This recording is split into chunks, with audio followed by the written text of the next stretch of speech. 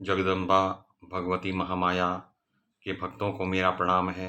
भगवती जगदम्बा महामाया परमेश्वरी को मेरा प्रणाम है। सूत जी कहते हैं, जब अंगों उपांगों सहित वेदों ने भगवती जगदम्बा का स्तवन किया। स्तवन क्यों किया? क्योंकि विष्णु भगवान का सिर धड़ से अलग हो गया और खो गया, तो उनको वापस जिलाने के लिए ब्रह्मा जी ने आज्ञा की वेदों को कि आप विष्णु भगवान का ये सिर जुड़वाने के लिए भगवती जगदम्बा महामाया की उपासना करें, तो देवी प्रसन्न होकर काम बना सकती हैं। तो जब वेदों ने जगदम्बिका का स्तवन किया, तब वे भगवती गुणातीता महामाया मई देवी अत्यंत प्रसन्न हो गई। फिर तो देवताओं को लक्ष्य करके आकाशवाणी होने लगी। प्रत्येक वाणी कल्याणमयी थी, सभी शब्दों में सुख भरा हुआ था।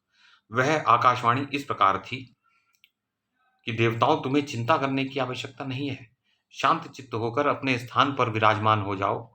वेदों ने भली भांति मेरी स्तुति की है, अतः मेरी प्रसन्नता में किंचित मात्र भी संदेह नहीं रहा।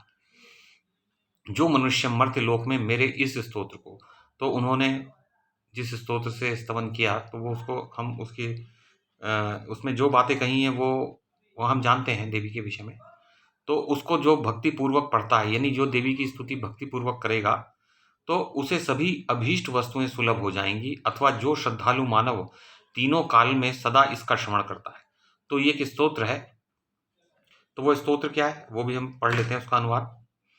कि वेद बोले कि देवी धी श्री कांति क्षमा शांति श्रद्धा मेधा धृति स्मृति, ये सभी आपके नाम हैं। ओंकार में जो अर्धमात्रा है वह आपका रूप है। गायत्री में आप प्रणव यानी ओंकार रूप हैं। जया विजया धात्री लज्जा कीर्ति स्पृहा दया, इन नामों से भी आप प्रसिद्ध हैं। आप त्रिलोकी को उत्पन्न करने में बड़ी कुशल हैं। आप माताओं की भी माता हैं। आप विद्यामयी एवं कल्याण रूपिणी हैं। आपका सारा प्रयत्न अखिल जगत के कल्याणार्थ होता है। वाग बीज आपका स्थान है। ऐंग जो हम बोलते हैं, उससे कवित्व की प्राप्ति होती है। ज्ञान द्वारा संसार जनित अंधकार को आप नष्ट कर देती हैं। तो ये जितने भी शास्त्र प्रकाशित होते हैं, ये देवी जगदम्बा महामाया की कृपा से प्रकाशित होते हैं। ब्रह्मा विष्णु महेश इंद्र अग्नि और सरस्वती और सूर्य, ये जो भूमंडल के स्वामी कहे जाते हैं, उन्हें भी आपने ही नियुक्त किया है। इसलिए आपके समक्ष उनकी कुछ भी प्रधानता नहीं है। आप समस्त जगत की जननी जो ठहरी जगदम्बिके, जब आपको भूमंडल को उत्पन्न करने की इच्छा होती है, तब आप ब्रह्मा विष्णु और महेश आदि मुख्य देवताओं को प्रकट करती हैं और उनके द्वारा सृष्टि स्थिति और संहार कार्य आरंभ कर देती हैं। देवी, वस्तुतः तो आपका एक ही रूप है। आप में संसार की लेश मात्र भी सत्ता नहीं है। मतलब ये जो संसार हमें दिखाई देता है, इसके विषय में ब्रह्मवादी कहते हैं ये कभी हुआ ही नहीं। योग वासिष्ठ में भगवान वशिष्ठ भगवान श्री राम के प्रति ये बात कह चुके हैं, ये संसार कभी हुआ नहीं, बिना हुए ही भास रहा है। तो वो जगदम्बिका में भी वो नहीं है, उसकी सत्ता संसार की। संपूर्ण संसार में कोई भी आपके स्वरूप को नहीं जान सकता, आपके रूपों को नहीं जान सकता और नामों को गिन नहीं सकता। इतने नाम और रूप हैं देवी जगदम्बिका महामाया देवी के। तो देवताओं में कोई ऐसा नहीं, और आप अकेले ही इस मिथ्याभूत समस्त जगत की रचना कर डालती हैं। ये जो जगत सत असत रूप है, इसकी रचना आप पल भर में पलक झपकते कर डालती हैं देवी। इस जगत के मिथ्यात्व में श्रुति वचन प्रमाण है, तो कि ये जगत तो झूठा है, इसमें कुछ सार वस्तु नहीं है, और ये होकर भी नहीं हुआ, और ये होकर भी नष्ट हो जाने वाला है। और कुछ वचन ये है कि ये तो हुआ ही नहीं, मिथ्या ही भास रहा है। ऐसा ही लग रहा है कि जैसे ये सब चीजें, ये जो वस्तुएं दिख रही हैं, लेकिन वास्तव में वो नहीं है। तो ये सब बातें आती हैं, वो तो हम इस पर विचार कर भी चुके हैं और आगे भी करेंगे, ईश्वर की भगवती की इच्छा हुई तो आपका ये जो अद्भुत चरित्र है, ये हमें मोह में डाल रहा है कि जब सारी श्रुतियां आपके गुण एवं प्रभाव को जानने में असमर्थ हैं, तो हम उन्हें कैसे जान सकते हैं। ये वेद कह रहे हैं कि जितने भी, कि हम वेद हैं लेकिन हम आपके प्रभाव को जानने में असमर्थ हैं। तो वेद भी उनके प्रभाव को जान नहीं सके। तो कल्याणमयी जगदम्बिके, भगवान श्री विष्णु का मस्तक धड़ से अलग हो गया है, कृपया इसको जुड़वा दीजिए। तो एक तो ये इसमें विलंब मत कीजिए। तो हे जगदम्बिके, अब आप प्रसन्न हो जाइए और हरि को पुनः मस्तक प्रदान करके लक्ष्मी को प्रसन्न कीजिए, क्योंकि उनकी जो पत्नी लक्ष्मी है वो दुखी हो रही है, तो कृपया उन्हें प्रसन्न कर दीजिए देवी। हे देवी, ये सुरगण आपको निरंतर नमस्कार कर रहे हैं, वेद उनसे प्रार्थना कर रहे हैं देवी से। आपके जगत सृजनमय कार्य की व्यवस्था के ये प्रधान सदस्य हैं। अब जगत में जो बड़ी बड़ी व्यवस्थाएं हैं वो देवताओं के माध्यम से संचालित होती हैं। अब कुरान बाइबल में जो है फरिश्तों की बात आई है, उधर एंजल्स की बात आई है, तो ये सब लोग जगत की व्यवस्था करते हैं। तो अब आप इन देवताओं को शोक रूपी समुद्र से उबार दीजिए देवी।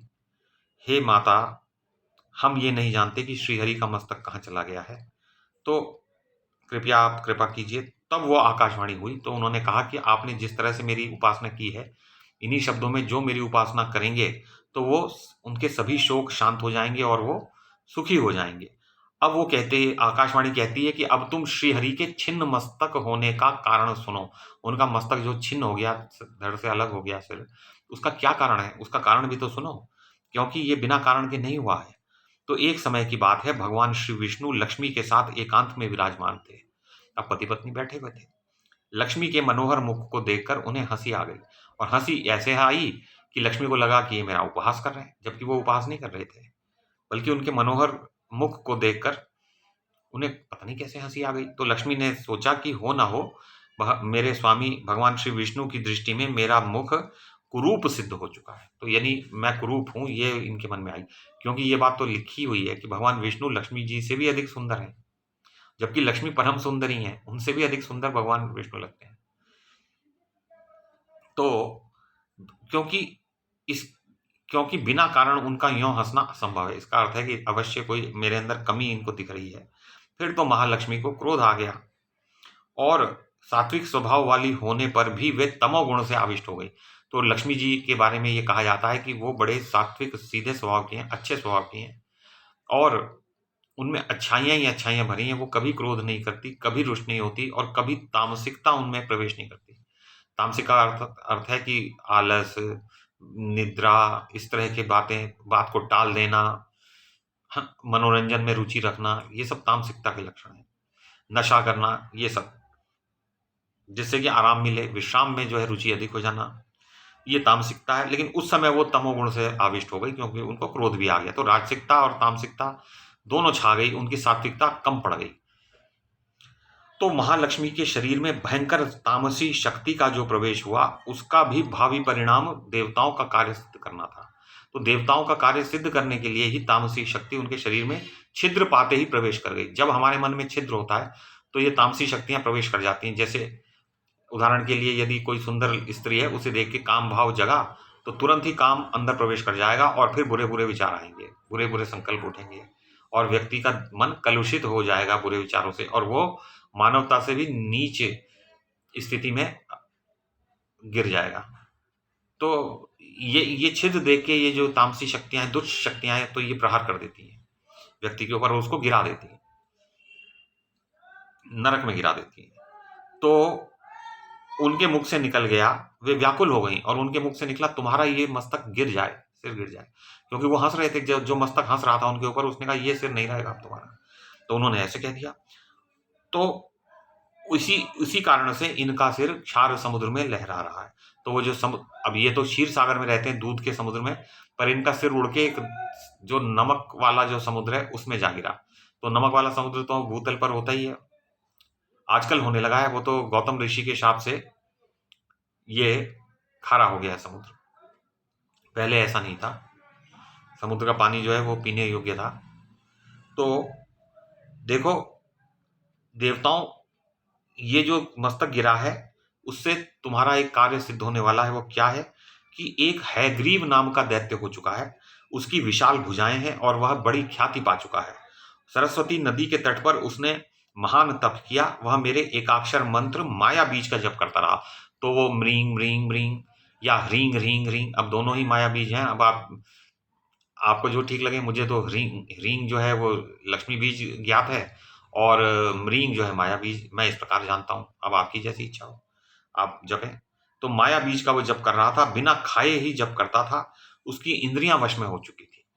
सभी भोगों का उस हयग्रीव नामक असुर ने त्याग कर दिया था, उस दैत्य ने। संपूर्ण भूषणों से भूषित जो मेरी तामसी शक्ति है, उसी शक्ति की उसने आराधना की। तो सभी भूषणों से भूषित देवी की एक तामसी कोई शक्ति है, उसकी आराधना की। अब इसमें नाम तो नहीं दिया, तो वैसे तो काली देवी भी जो है वो तामसी हैं। वह दैत्य 1000 वर्ष तक ऐसा कठिन तप करता रहा। तो 1 सहस्र वर्ष तक उस दैत्य ने कठोर तप किया। तो क्या हुआ फिर? तामसी शक्ति के रूप में सजकर मैं ही उसके पास गई। तो मैं ही थी वो, मैं ही सब रूपों में हूं, तो मैं ही गई उसके पास तामसी रूप में। और जिस रूप का वह ध्यान कर रहा था, ठीक उसी रूप में मैंने उसे दर्शन किए। मैं सिंह पर बैठी थी, सर्वांग दया से ओतप्रोत थे। मैंने कहा, महाभाग वर मांगो सुव्रत, तुमको जो इच्छा हो उसे मैं देने को तैयार हूं। तो देवी ने वरदान देने की बात की। मुझ देवी की बात सुनकर वह हयग्रीव दानव प्रेम से विभोर हो उठा और उसने तुरंत मेरी प्रदक्षिणा की और चरणों में मस्तक झुकाया। प्रदक्षिणा करना एक बहुत बड़ी बात है कि हम गाय की प्रदक्षिणा करें, मंदिर की करें, देवी देवता की मूर्ति की करें, माता पिता की प्रदक्षिणा करें, तो उससे बढ़ के फल प्राप्त होता है। मेरे इस रूप को देखकर उसके नेत्र प्रेम से पुलकित हो उठे और आनंद के आंसुओं से भर गए। फिर तो वह मेरी स्तुति करने लगा। अब हयग्रीव नामक दानव ने क्या स्तुति की, ये हम कल पढ़ेंगे। तब तक देवी जगदम्बा का स्मरण हम करते हैं, देवी महामाया को हम सादर प्रणाम करते हैं, उनका पूजन हम करते हैं और उन देवी जी के भक्तों को मैं प्रणाम करता हूँ।